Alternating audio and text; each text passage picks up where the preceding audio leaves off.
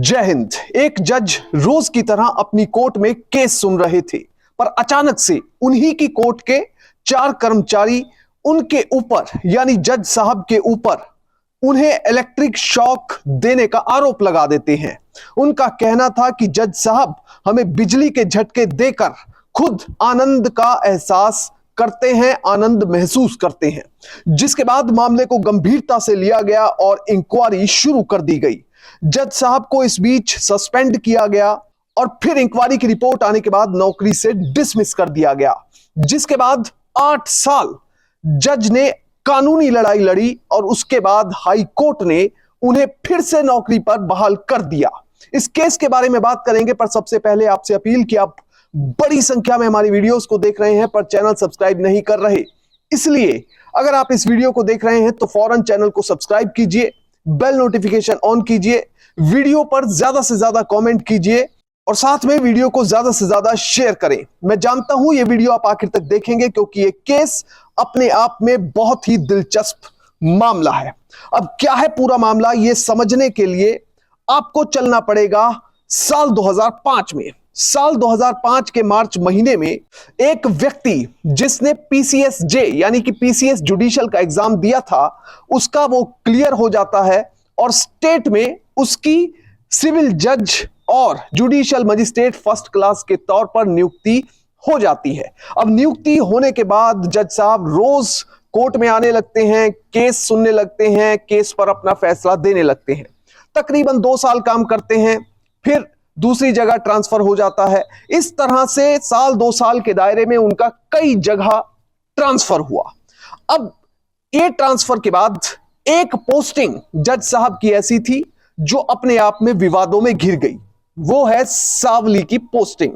सावली में जब जज साहब पोस्टेड थे तो रोज की तरह वो अपने केस सुन रहे थे। रोज की तरह जो उनका रूटीन था, जो शेड्यूल होता था, जिस दिन फैसले देने होते थे उस दिन कोर्ट में फैसला भी दिया करते थे।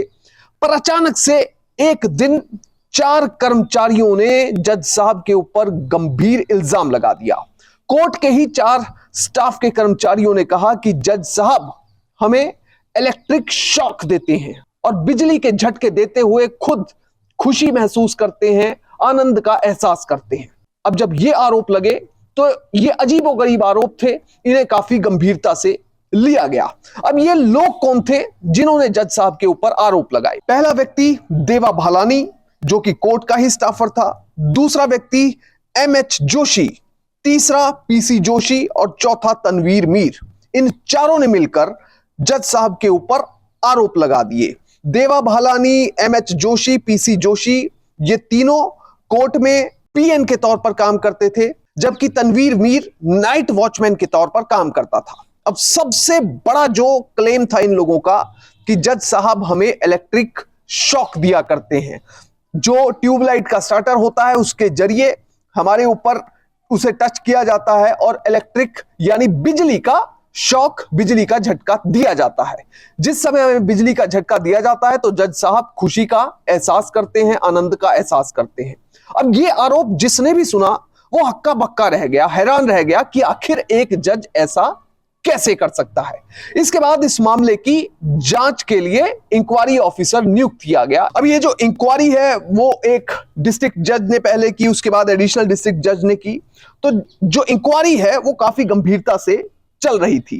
फिर आता है साल 2012। साल 2012 में अप्रैल के महीने में जज साहब को सस्पेंड कर दिया जाता है। जज साहब सस्पेंड हो जाते हैं और सस्पेंड होने के बाद एक ही महीने बाद उनके हाथ में चार्जशीट भी थमा दी जाती है, यानी कि जो जो आरोप उनके ऊपर लगे थे उन्हें देखते हुए उनके खिलाफ चार्जशीट भी तैयार कर दी गई थी। अब यह साफ था कि उनके खिलाफ जो भी आरोप लगे हैं उन्हें काफी सीरियस वे में लिया जा रहा है। अब इसी बीच जज साहब ने अपने ऊपर लगे आरोपों पर अपना जवाब भी दिया, स्पष्टीकरण भी दिया।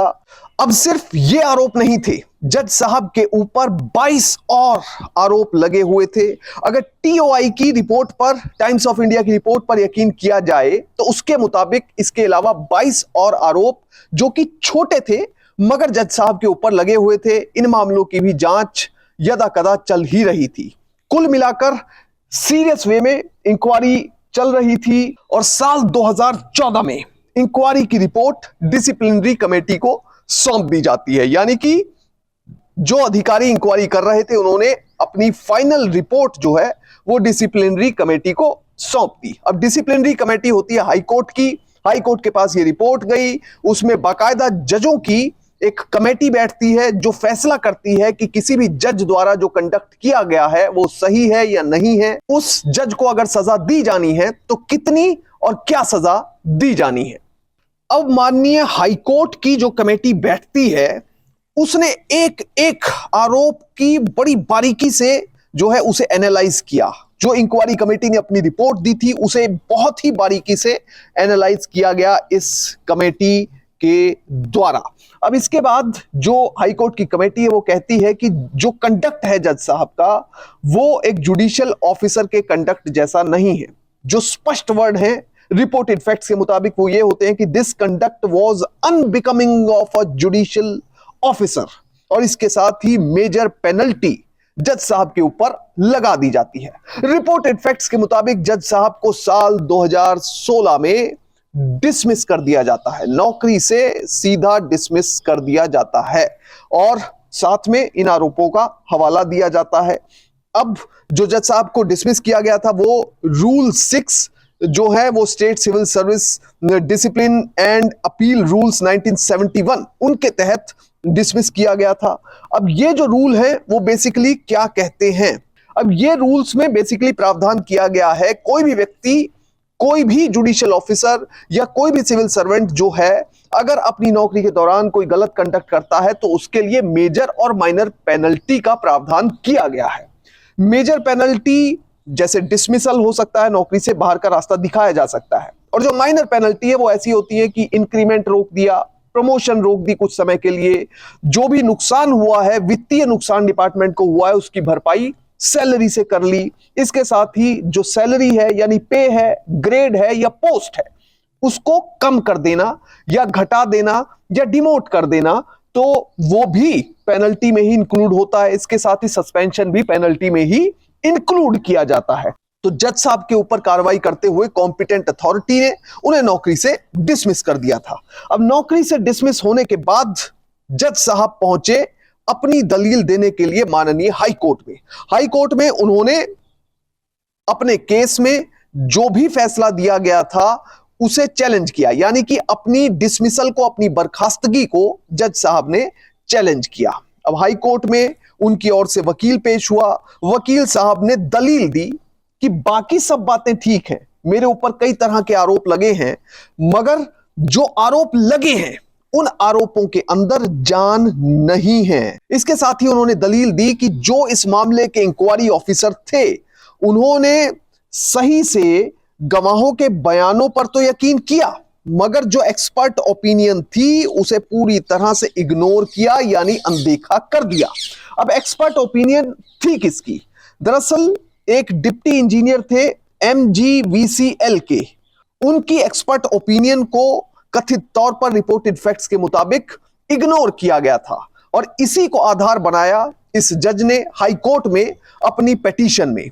जज साहब के वकील के द्वारा कहा गया कि डिप्टी इंजीनियर के एक्सपर्ट ओपिनियन को उनके पूरे मामले में जब इंक्वायरी की गई तो तूल ही नहीं दिया गया, उसे वजन ही नहीं दिया गया। अब रिपोर्टेड फैक्ट्स के मुताबिक डिप्टी इंजीनियर द्वारा कोर्ट में दावा किया गया कि अगर स्टार्टर को दोनों तरफ से बिजली से जोड़ भी दिया जाए तो भी अगर कोई व्यक्ति इसे छूता है तो उसे करंट नहीं लग सकता, और अगर इसे बिजली से हटा दिया जाए तो करंट किसी भी कीमत पर नहीं लग सकता, जिससे यह साबित हुआ कि इलेक्ट्रिक शॉक देने के जो दावे हैं वो गलत हैं। अब डिसमिस किए गए इस जज का पूरा मामला सुन रहे थे जस्टिस बीरेन वैष्णव और जस्टिस निशा ठाकुर।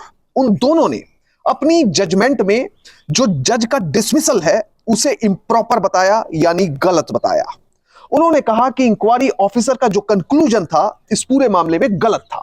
इसके चलते माननीय हाई कोर्ट ने जो आरोप जज के ऊपर लगे थे उन्हें क्वैश कर दिया, और साथ में यह भी कहा कि जज को नौकरी में वापस लिया जाए क्योंकि डिसमिसल पूरी तरह गलत है। कोर्ट ने जो बाकी के 4 आरोप थे जो प्रूव हुए थे उनको सही माना और कहा कि उनकी पनिशमेंट दे दी जाए, मगर नौकरी से निकाला जाना गलत है। अब इस पूरे मामले से हमें सीख क्या मिलती है? हमें सीख मिलती है कि किसी भी व्यक्ति को कोई भी सजा मिल जाए, आप कितने भी बड़े या छोटे पद पर बैठे हो, आप कुछ भी ना हो, फिर भी कोर्ट सभी को एक आंख से देखता है। अगर आपने कोई गुनाह नहीं किया है तो आपको सीधे तौर पर राहत मिलती है, और अगर आपने गैरकानूनी काम किया है तो कोर्ट आपको कभी माफ नहीं करेगी। जय हिंद।